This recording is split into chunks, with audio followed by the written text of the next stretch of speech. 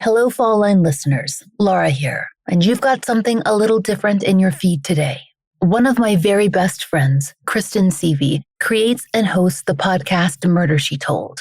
She's a credentialed victims advocate and one of the best cold case researchers working in this field. In this episode, she's covering the case of Emil Martens, a Danish immigrant who was murdered in a one-room cabin in the Maine woods in 1963. The case went cold. The Maine State Police eventually told his family that the files had been lost and his name does not appear on any unsolved case list in the state. Kristen tracked down records that had never been publicly released and worked directly with Emil's surviving family to tell this story. So please, give this episode your attention and your time. Emil's family needs support and media coverage now more than ever. In April of 1963, a violent discovery was made inside a tiny one-room cabin in the woods off Route 2A in Aroostook County in Maine. 68-year-old Emil Martens was found brutally beaten to death, setting off a brief and fragmented investigation that produced a swirl of suspects, rumors, and unanswered questions.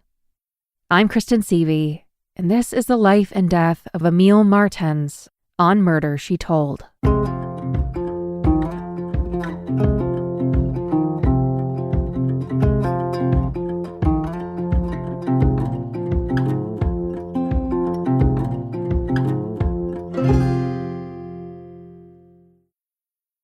This case doesn't appear on any lists. If you go to the Maine State Police website and looked at their unsolved homicides, you'll find cases that date back all the way to 1954. But this isn't one of them.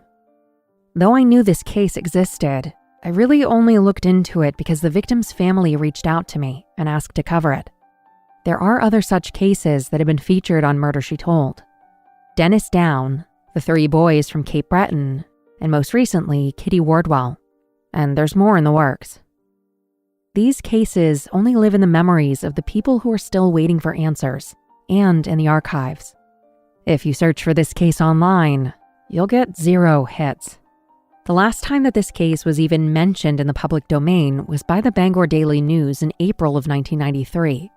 They did a good write-up on this case based on interviews and their own previous reporting, but they ended their article with this sobering conclusion. Quote, "At the request of the paper, state officials looked for but were unable to find any material in the state archives concerning the case. They noted that a similar response came from the Aroostook County Sheriff's Department." This murder happened in a tiny town in Aroostook County called Whittapitlock. Locals sometimes shorten its name and simply call it Pitlock. The town is in the woods between Bangor and Holton. When you look at a satellite view, it's pretty much just trees. Other than 1 or 2 county roads with some houses, you'll see the many logging roads that fan out into the woods like the bones of fish. Technically, Whittapitlock isn't even a town. It's an unincorporated village, population 120. And this murder didn't even happen in that town. It happened 5 miles out of town in an area simply called Range 4, Township 1. For simplicity, I'll refer to the location of where this murder occurred by the name of the nearest settlement, Whittapitlock. If you were to leave from the town of Lincoln, which is about an hour north of Bangor, and drive north on Route 2, you would pass through Mattawamkeag, and then Melunkus, and then Maquahawk. As you leave Maquahawk, you'd bear right to continue on Route 2A, and you'd be driving up a slow incline until you get to the top of Beach Hill. You would find a store at the top of the hill called Clifford's Grocery. It was a spot for some simple staples and to grab a case of beer. And despite its location being off the beaten path, it did pretty well. Everyone in the area knew the proprietor, Merle Clifford, and they would happily drop in for a chat, for some food and some booze. Behind the store and to the right was a well-made one-room cabin with a big pile of stovewood out front. And it was there that a 68-year-old Danish man lived named Emil Andreas Martens. Though he went by Andrew with many of his friends at this time of his life, I'll refer to him by his given name, Emil. One Friday morning in April of 1963, Emil's friend, Mitchell, dropped by Clifford's Grocery and chatted for a while with the store's owner, Merle, and then decided to go check in on Emil. He made the short walk from the store to the cabin in the spring snow, and when he got there, he heard the TV on. He entered the cabin and found Emil lying face down on the floor and unresponsive. Mitchell returned to the store and told Merle, "I think Emil is dead." Merle went to the cabin to look for himself and came to the same conclusion. They summoned the authorities immediately. Merle Clifford's wife called the Holton Barracks of the Maine State Police, and they responded right away. What followed was a vigorous but short-lived investigation that yielded no answers and no justice. I was contacted by Emil's great-granddaughter Hillary and her dad, Emil's grandson, Bill. In our research, we came across other family members and friends wondering about answers. Merle Clifford's son, Gerald, grew up with Emil in his childhood and considered him a friend. Gerald had moved away for much of his adult life, but was returning to Maine and kept thinking about Emil's case.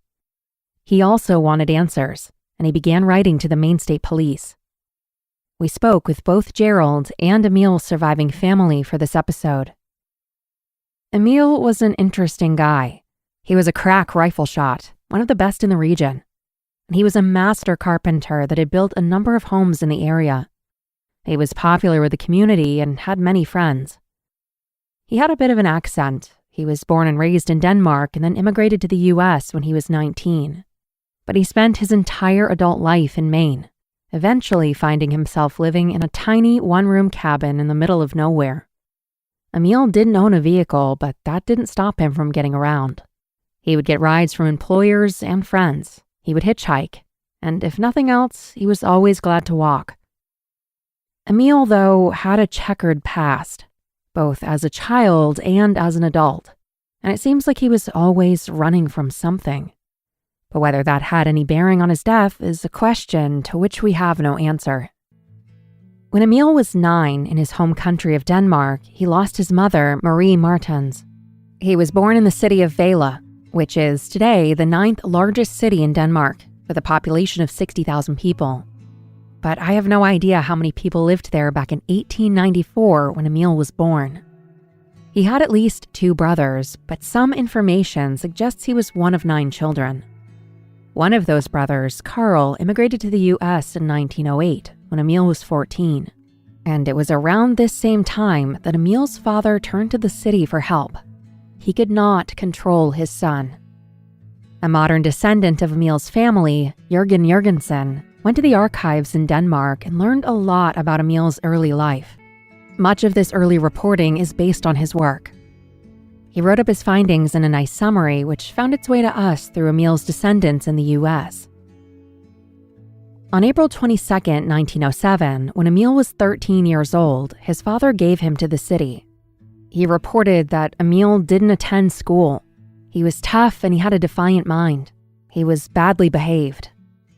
Emil was first sent to an institution called Aroostook, a Christian organization selected by the Vejle municipality. From this point until Emil was 19, he would no longer reside with his father or his siblings. Emil was at that first institution for about 7 months, after which he went to private foster care with a farmer about 60 miles northwest of his hometown. He lived with that family for about a year and a half, and they reported that Emil was nice but less than willing to learn. When Emil was turning 15 years old, he started an apprenticeship with a master carpenter, but he didn't like some of the rules. Smoking was prohibited during work hours, and one shouldn't sleep with their work clothes on. He was absent from work, and his father was scolding him too from afar by letter. The master carpenter asked that he be placed elsewhere. 2 months later, he started a new carpentry apprenticeship in another town 45 miles west of his hometown. He fled and went back to his family's home. His sister warned him that the police were looking for him, and he escaped. A policeman later recognized Emil and confronted him, at which point Emil took from his pocket a folding knife which he opened. The policeman eventually convinced him to close it up and hand it over, which he did. But Emil was arrested and taken to jail. Emil raged in his cell all night, eventually tearing a wood shelf off the wall and brandishing it as a weapon. A judge decided it would be best for the 15-year-old to remain in jail until a suitable place for him could be found. He was there for a stint, But one day he smuggled a 9-pound rock into his cell from the recreation area. He used it to smash out a window and then escaped on foot. He was caught again and sent to a different Christian institution, this time in a city 40 miles southeast of his hometown. But just 1 week later, in June of 1910, Emil escaped again. He jumped out of a window and went to the city's downtown. An officer recognized him and he was arrested and eventually returned to the institution, where he was locked into an isolation cell for a few days. He raged again against his captors, but eventually he promised to behave. After his release, he escaped again and made it another 40 miles back to his hometown of Vela. At this point, a judge in Vela sent him to yet another institution called Flakakirk. That had the highest level of security of any of the places he had previously been. He arrived on August 12, 1910. This institution kept a log on Emil with records of administration of corporal punishment. In March of 1911, when Emil was 16, he was given 4 strokes with a cane. Throughout 1911, there are instances of outbursts by Emil and subsequent punishment. At one point, he was said to have, quote, exhibited a sassy attitude, which exceeded the patience of administrators. He began yet another carpentry apprenticeship with a man named Niels Hansen. When he was 17, there was an incident where he was sent home by Niels, but his relationship with him seemed to improve over time. Just shy of his 18th birthday, Emil moved in with Niels. Niels provided some feedback to Flakakirk, saying that he was extremely pleased with Emil. He's skilled at his profession. He's very fine and pointed, but otherwise enjoyable. When Emil was 18, he expressed interest in moving to the United States. In January of 1913, Emil's father sent a letter requesting permission for Emil to travel to see his brother in America, who would pay for all associated costs with the trip. The institution, who was still overseeing Emil's case, granted permission, but stated that they believed he was more likely to live a, quote, independent life in Denmark than in America. Emil insisted on the trip, and in May of 1913, a staff member brought Emil to Copenhagen to deliver him to the ship Oscar II, which was crossing the Atlantic Ocean. And in June of 1913, Emil's file in Denmark was closed. It's unclear if he would ever return to Denmark again.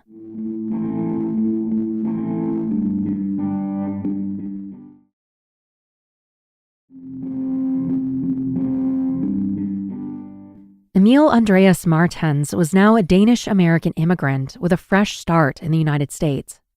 Shortly after Emil's arrival in New York, war broke out in Europe. World War I began in 1914, but the U.S. wouldn't enter the war until April of 1917. At first, there was an ambition that the U.S. fighting force be comprised entirely of volunteers, but that soon proved untenable, and a draft was implemented. It appears that Emil entered the military in June of 1917 and was sent to Indianapolis, Indiana. While stationed there at Fort Harrison, he met a woman named Margaret Merrill, who, quote, lured him to Maine, where they were married on July 26, 1919. Emil was 25 and she was 18.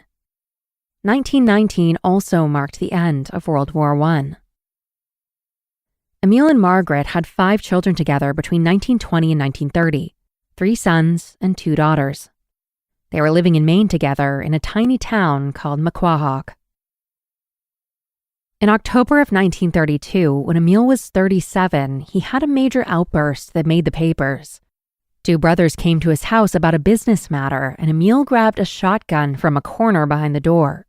One of the brothers took it from him, and then Emil grabbed a rifle, which he also stashed behind the door, and shoved it into their faces, forcing them to retreat.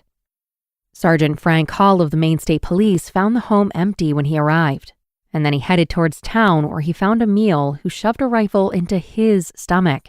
He extricated himself, quote, as gracefully as possible.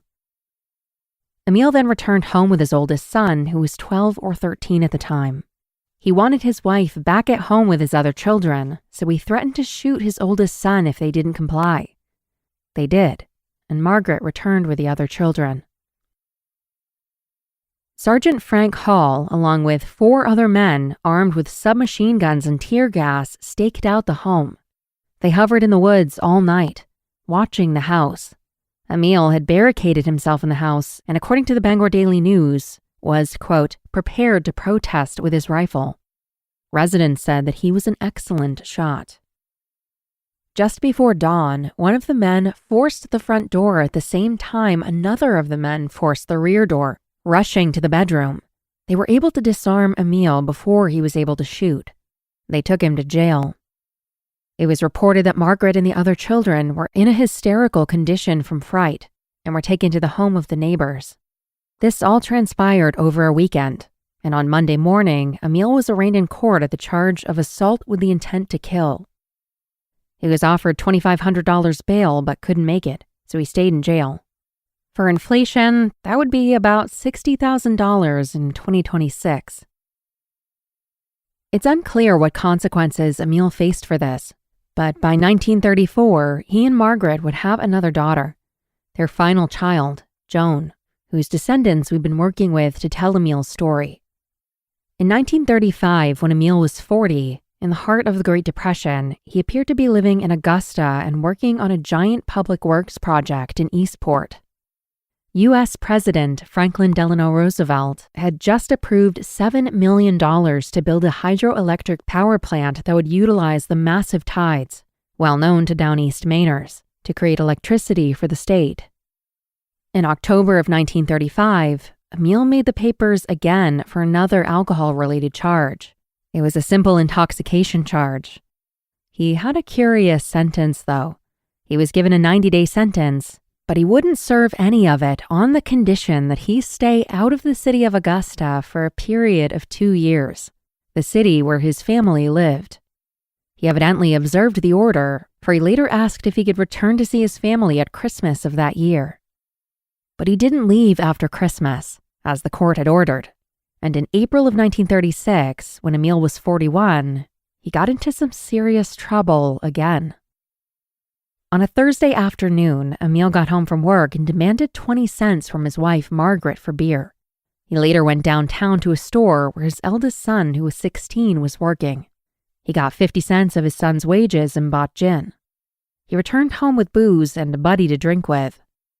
Margaret tried to keep him from the gin by hiding the bottle, but he was growing increasingly menacing, throwing a wash basin at her that hit her in the back. At some point, he began threatening his family, separating some upstairs from others downstairs, and staying on the stairs between the 2 levels, brandishing a knife and giving orders. Police responded and arrested him, and he was taken to a holding cell at Augusta PD where he, quote, thrashed about his cell and issued defies to the authorities. He tore off his shirt and set it on fire. He bent a steam radiator so that it blocked the cell door from being open. Police finally pried it away with Emil's assistance. The next morning, he appeared in court. Emil said that he couldn't remember what happened. Apparently, a trial happened the very same day, for his wife reluctantly testified.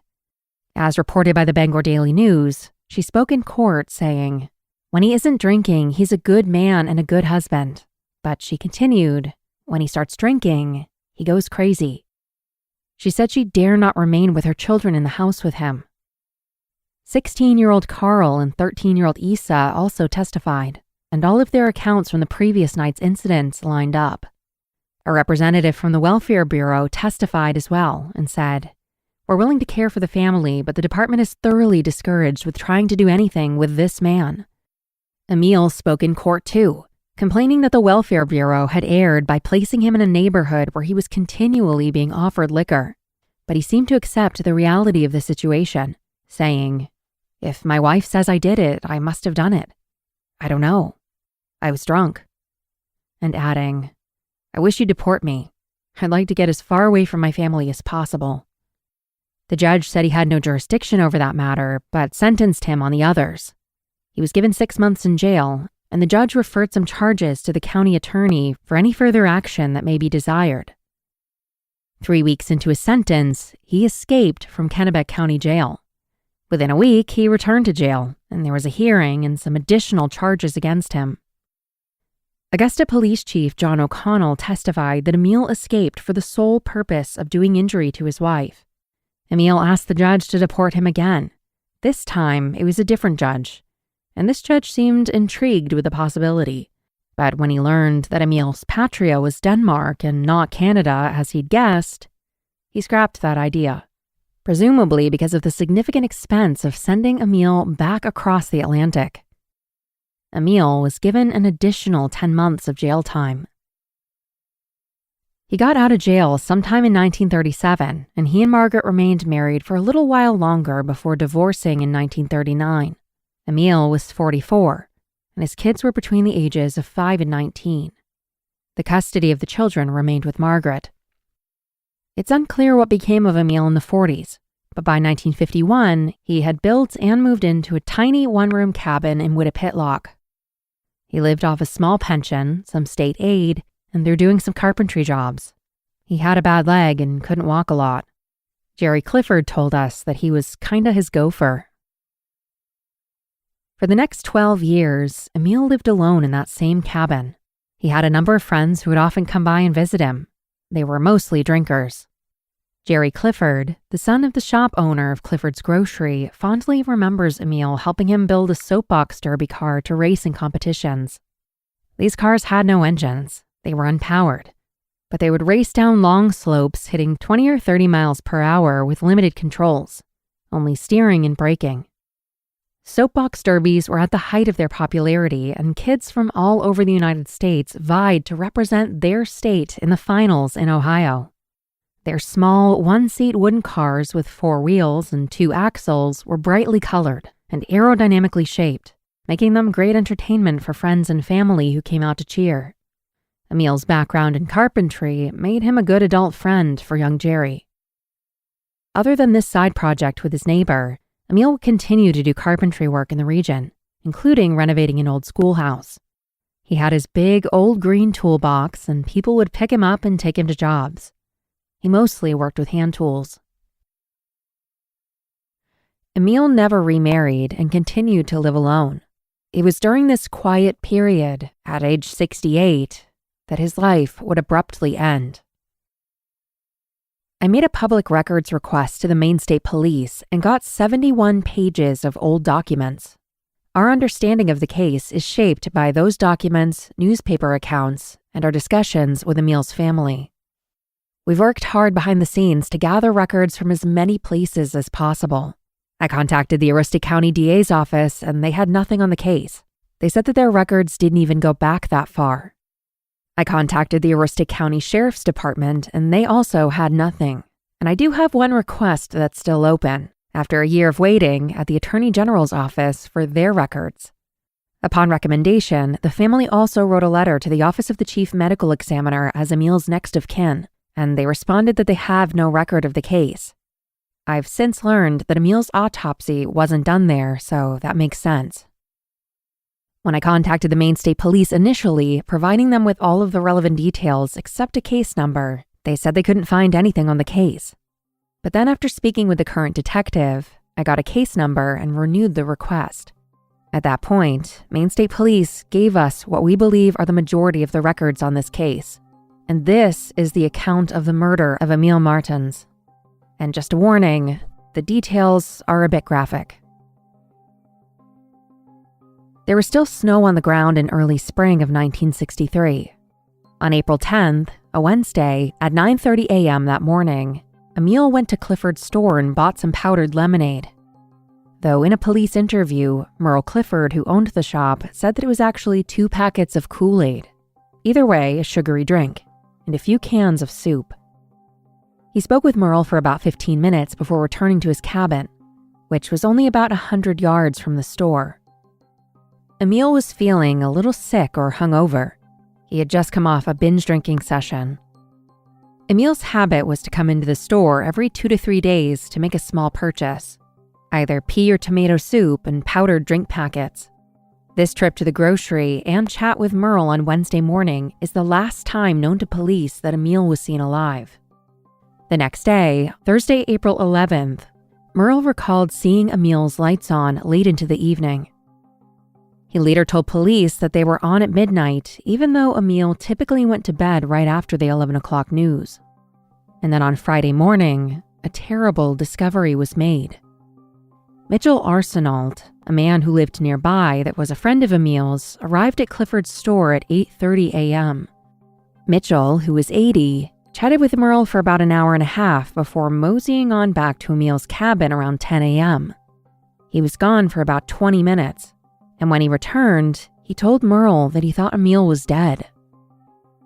Merle then went to the cabin to confirm what he'd been told, and they both agreed. Emil was gone. When Merle returned to the store, he had his wife call the Holton Barracks of the Maine State Police. The description of the body suggested foul play immediately, and all of the top brass turned up right away to begin investigating. There were 2 different barracks from the Maine State Police involved, both Holton and Augusta. The Aroostook County Sheriff's Department responded too, but the state police would end up leading the investigation. Nearby state troopers arrived as early as 11 a.m., and others continued to arrive throughout the afternoon. The first 2 responders to enter the cabin were Trooper Ronald McFalls and Sergeant James Brown. They found Emil on the floor, lying face down, tied up. His legs were slightly crossed and tied just above the ankles with what was described in reports as old clothesline rope. His arms were behind his body and they were tied at the wrists with the same type of rope. His feet were closest to the front door and his head was further into the room. His head was turned to the left and his right cheek was resting on the floor of the cabin. A large olive green bath towel was tied around his head, going around the back of his neck and covering his mouth like a gag. And it was no longer green. It was red from all the dried blood.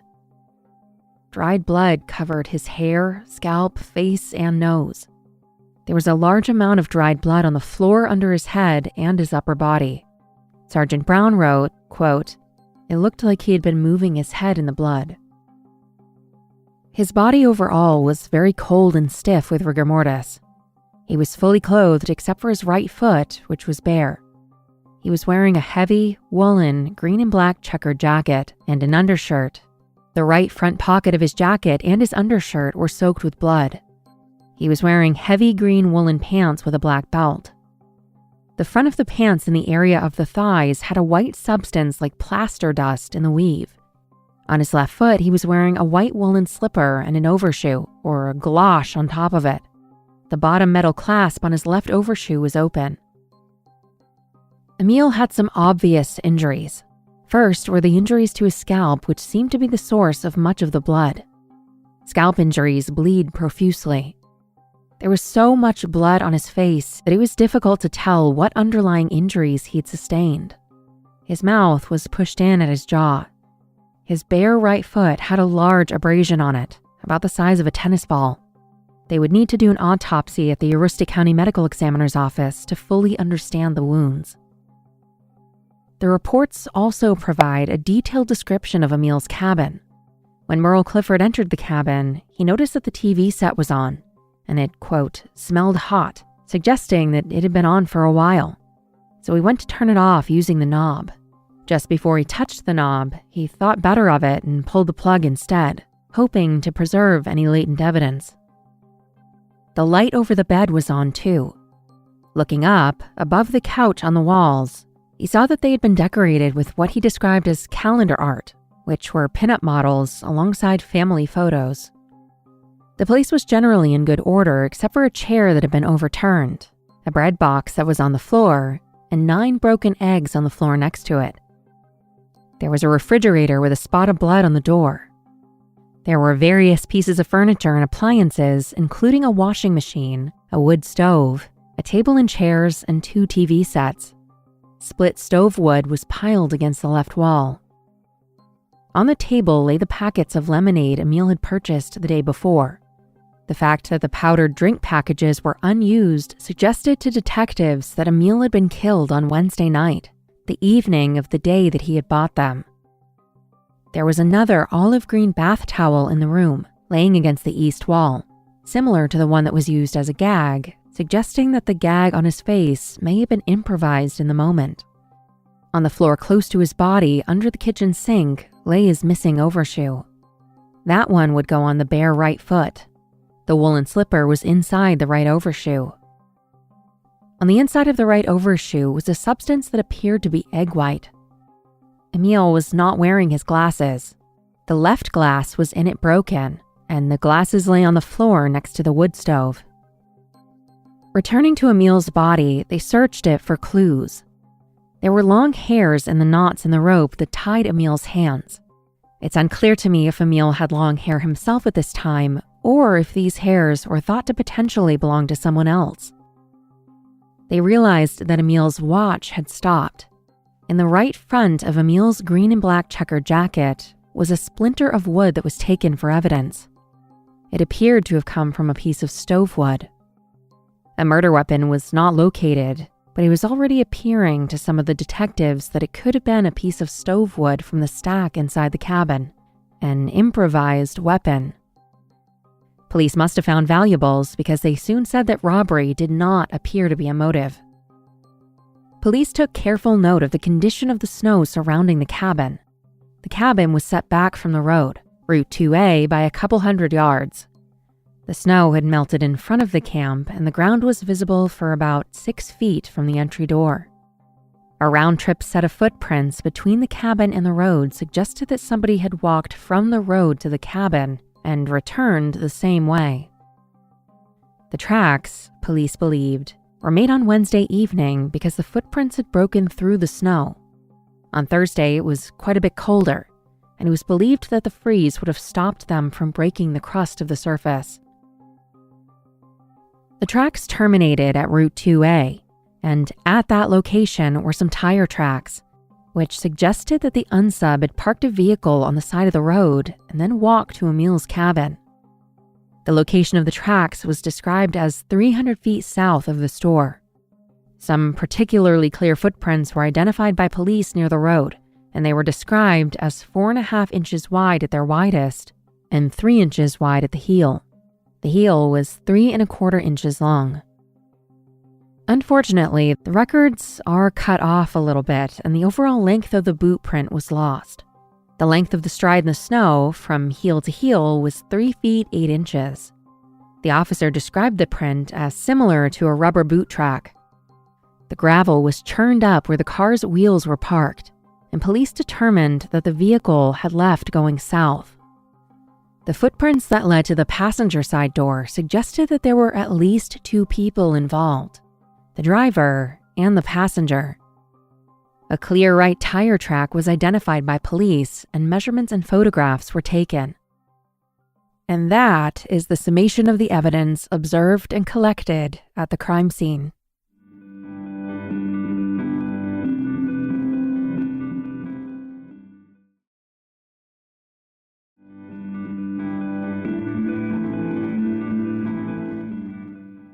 For about 7 hours, detectives of the Maine State Police and Aroostook County Sheriff's Department questioned people in the area. Merle Clifford's wife said that Emil was, quote, a drinking man who went on sprees, and he was just coming off a spree. Emil received Social Security checks, and he had received one for $40 about a week ago. And after receiving a check, he would sometimes go and binge drink. Detectives asked everyone about the mystery car parked on the side of the road, likely Wednesday night, trying to get a clue as to what it looked like or who it might belong to. By 7:30 p.m., Emil's body had been transported to the town of Danforth at Dunn's funeral home, and the autopsy began. The medical examiner's work took 3 hours. As this was transpiring, other Maine State Police officers secured Emil's cabin by locking the windows and nailing them shut, and then padlocking the front door. The autopsy determined that Emil's skull had been fractured. He'd been hit on the top of the head 4 or 5 times with a sharp-edged instrument, which left lacerations 2 to 5 inches in length. The ME thought that a sharp edge of split stove wood or the sharp edge of a squared chair leg could have made the wounds. Emil's nose was broken into many pieces. His left arm was broken too. The lividity in his body suggested that he died while laying face down with his right cheek to the floor. His stomach had no food content. There was a large hematoma, or blood clot, found inside the skull, which was likely his cause of death. Severe internal bleeding within the skull puts a lot of pressure on the brain. In addition to the head wounds, the fact that there was blood in the whites of his eyes, a covered mouth, and a broken nose led the medical examiner to conclude that asphyxiation may have played a role too. Emil Martens died an incredibly violent death. And though these details are hard to hear, they're also incredibly important because somebody got away with this crime. And glossing over the severity of it not only does a disservice to Emil, but also to his family members who fought for decades for justice, only to be told those records didn't exist. The day after Emil's body was discovered, newspapers around the state all started reporting on it, from the Bangor Daily News all the way down to the Brunswick Times-Record and beyond. There was almost daily coverage on the case through the end of April, after which it falls off dramatically. Early information from law enforcement indicated that the focus of their investigation was on locating the mystery vehicle parked on Route 2A on Wednesday night. Authorities reported that they were only able to reach one of Emil's daughters in the immediate aftermath. According to police records, all of the key law enforcement personnel convened on Saturday morning at 9 a.m. to review the details of the case and the direction the investigation was to proceed. There was hope that fingerprints from the cabin might lead to the killer, so they wanted to be sure that they had Emil's own fingerprints on records they could use for known comparison. One crime scene investigator went to the funeral home in Danforth to obtain fingerprints from his body. The rest of the cops continued to canvass the area and establish more information about Emil's network of friends and acquaintances. And, if known, enemies. They soon had their hands full looking into criminal backgrounds and reputations of these people, all known to Emil. Captain Edward Marks told the Bangor Daily News, Emil associated with many undesirables, any one of whom could be considered good suspect material. Police soon learned that a party in the area had taken place on Wednesday and Thursday nights, and they began to wonder if Emil had gotten into a confrontation there. Some investigators thought that the incident happened elsewhere, and then he was transported back to his cabin where he eventually died. But the fact that the television was on and Emil's face had been wrapped with a towel matching one from his own cabin suggested that the crime had happened while Emil was already home. A story that came up during police questioning was about a stolen case of beer. Emil had complained many times about a man who he knew well who had stolen a case of beer from some camp, and Emil was fixated on it. He had turned him in for the theft and made threats against him. But what the police were really after was eyewitness statements who may have seen the mystery automobile. A woman who was interviewed by Maine State Police Trooper Ronald McFalls said that he noticed a 1954 Chevrolet sedan that was blue with a white top parked on the side of Route 2A on Wednesday evening around 6:30 p.m. Another person interviewed by police, who was taking their dog to the vet, passed Emil's cabin and then returned the same way an hour later. They, too, described the vehicle as a 1954 two-tone Chevrolet. The Maine State Police found a two-tone, four-door 1952 Chevy parked at a residence near where Emil lived. They impounded one of the tires, and its tread evidently matched the tire impressions they had measured and photographed on the side of the road. The owner of the vehicle said that they had acquired the vehicle in January of '63, a few months prior, and they'd traded for it. The man who owned it, whose name has been redacted in police records, said that he gave his black '52 Chevy for it. He claimed that he had never been to Emil's cabin and didn't know Emil at all. He said that he knew that no one had his car on Wednesday when Emil was killed. As an alibi, he said he was out collecting bottles that day. He refused a polygraph. On the Wednesday following Emil's death, April 17th, police announced that there were 3 suspects, all of whom had been questioned extensively. Their names were not released. Police also shared that they had returned to the cabin, collected more evidence, and then sent some things to Washington, D.C. to the FBI for analysis. It was later learned that these 2 men were questioned by police in Aroostook County, and then again by police in Augusta.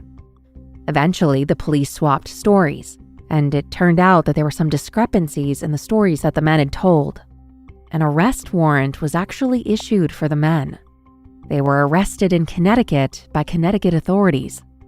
Then, in a strange twist, the Maine State Police declined to go get them because they, quote, did not have money to go to Connecticut.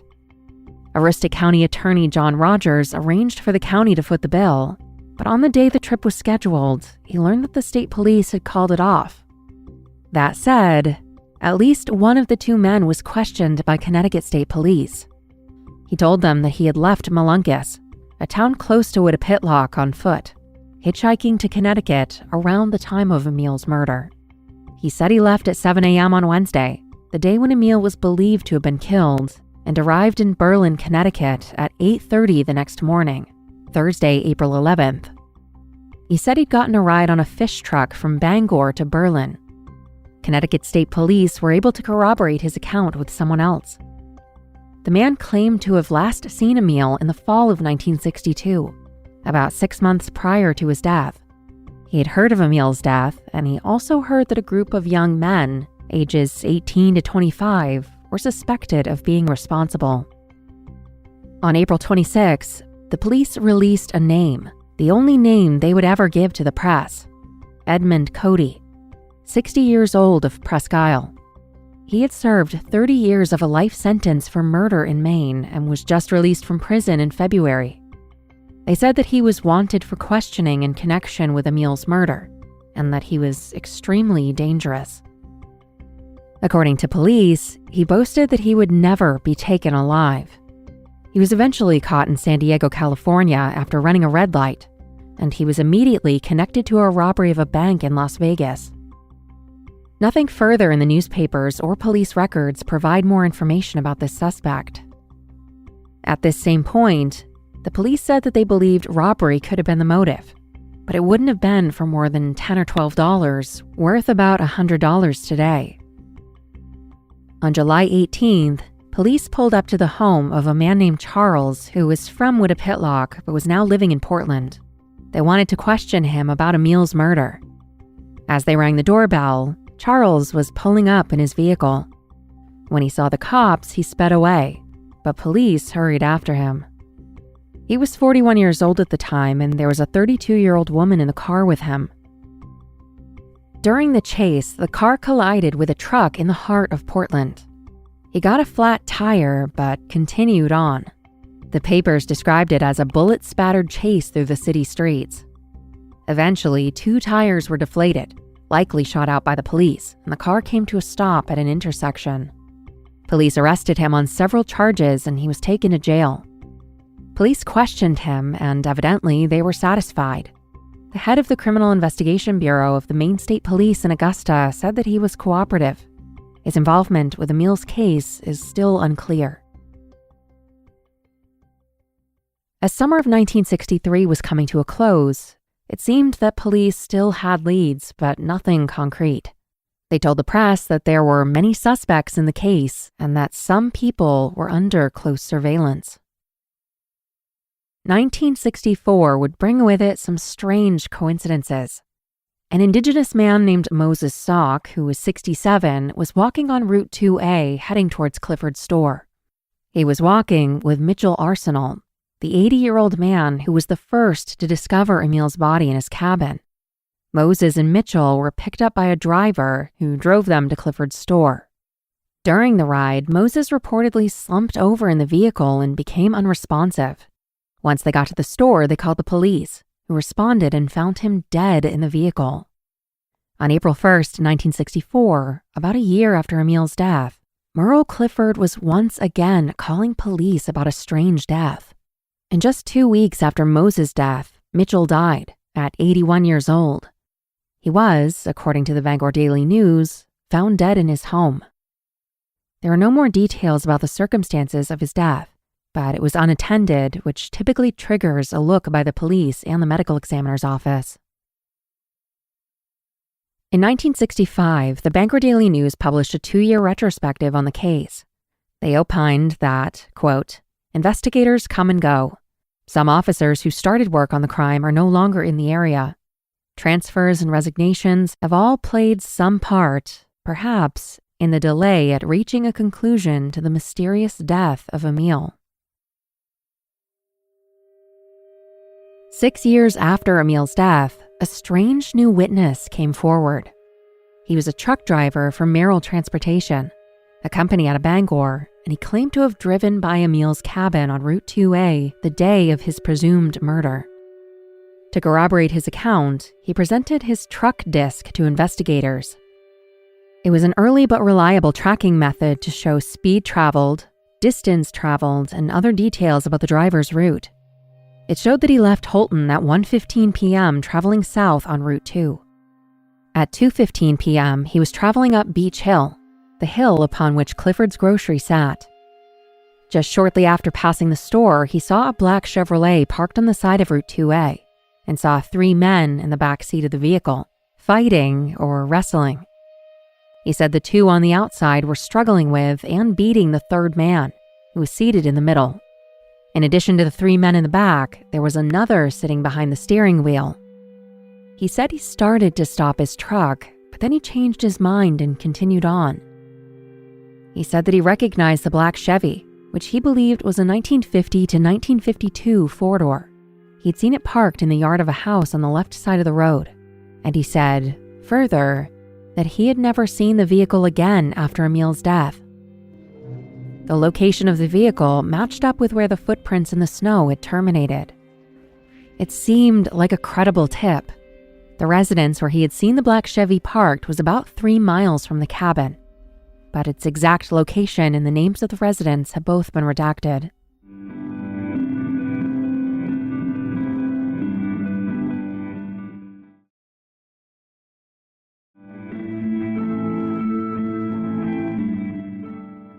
The investigation after 1969 seemed to fizzle out for a very long time.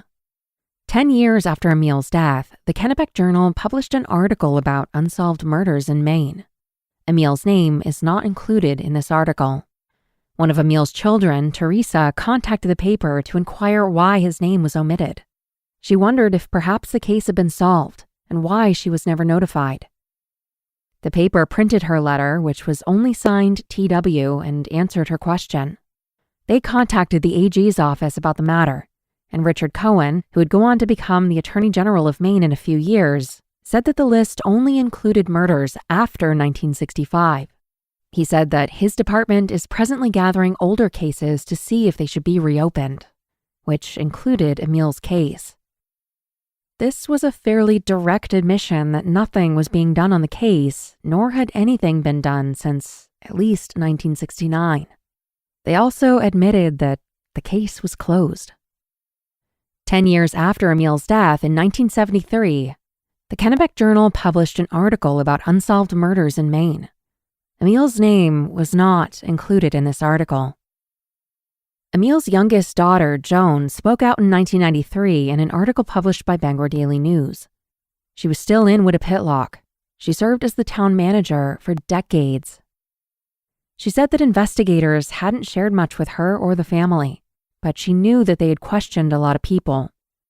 She remembered a curious detail, one that's nowhere else corroborated in our records, that the investigators told her that Emil was absolutely sober at the time of his death.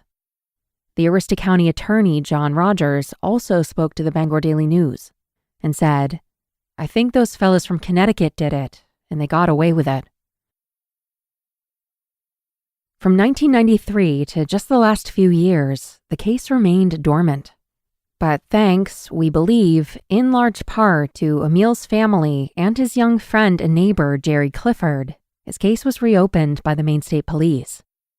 Jerry was returning to the area after decades, and he always wondered what happened to his friend.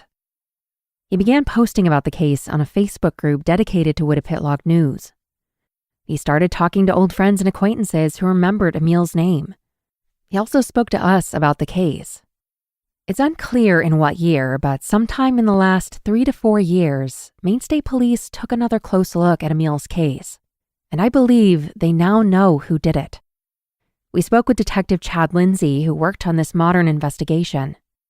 He was willing to speak freely with us if he was given the opportunity, But the Maine State Police, likely directed by the AG's office, have decided to keep whatever new information he has from the public, despite the fact that this case is now considered inactive but open. So unless some miracle evidence shows up on their desk, Emil's case may never be solved. Emil's family, his grandchildren and great-grandchildren, still want to know what happened to him. We drove out to Mattawamkeag with ambitions of speaking to a man who we've heard from credible sources has a story to tell. He's 75 years old, so he would have been a teenager when Emil was killed. We knocked on many doors, including the one where we believe he lives, but were unsuccessful at the time of this recording at reaching him. I left my phone number and email on his door. I still hope to reach him and may provide an update to this story in the future. During that same drive, we went to the site where Emil's cabin formerly stood, on the pinnacle of Beach Hill. Clifford's grocery store is still standing, though it's now used as a residence. The current owners were very kind to us, walking through the deep snow to where we believe Emil's cabin once was. All that remains there now is an outhouse. You can see a photo of it on the blog at murdershetold.com. I've heard that years ago Emil's cabin was jacked up and transported to some other location. Emil was a fine carpenter and may still be in use as a camp by some family out in the Maine woods. Though Emil had his faults, he was still loved by his family, and he has friends, young Jerry, who still talks about him today, 131 years after he was born. These instances that have made the public record about Emil are the negative highlights of his life, the police beats of the past, the newsworthy outbursts. What we don't have are all of those moments in between. His wife is gone. All of his children have died, the last of whom passed in 2015. His grandson Bill was very young and really didn't get to know his granddad. We don't have those first-hand accounts to provide a more thorough portrait of Emil Martens. Emil was a complicated person, but that doesn't mean that his story is unworthy of being told. In an old photo that we have of Emil as a young man, he sits on a log, axe held in one hand, its head resting against his right leg. He's wearing a warm outfit, a sweater and woolen pants, and behind him is a landscape that looks like it could have been plucked out of any lake in Maine, or even an L.L. Bean catalog. A cigarette dangles from his mouth, and a newsboy cap sits on his head. He looks fit, capable, determined, and brave. And then I remember his journey across the Atlantic at just 18 years old. He left his home in Denmark to begin a new life in a new world where everyone spoke a new tongue. He sought a new start in a harsh environment, and he persevered. He was drafted into the military. In his later years, Emil led a quiet life, living in a cabin in the woods of Maine. But violence found him. And despite a flurry of police activity in those initial years, the case was buried in the archives, nary a public mention by a Maine media company or police agency in decades. It is for cases like this that I started this podcast, to remember these murder victims, to support their friends and family, and to bring these kinds of stories to a modern audience. Jerry Clifford told us that he often visits Woodapitlock Cemetery in the spring and puts flowers on Emil's gravestone. But as those flowers wilt and the moss and lichens cover his name, I think of the dark shadow cast by a lifetime of hard living. I think of him raging against his captors, raging perhaps against himself. I think of his final moments and wonder, did he know his killers? And if he did he know then why he was being killed? But whatever the reason, murder is, by definition, without justification. And Emil was murdered. And an imperfect victim is a victim yet. There was no lucky break in this case. No deathbed confession. The story has no happy ending. The story ends with a sobering truth. Emil's killers have escaped justice.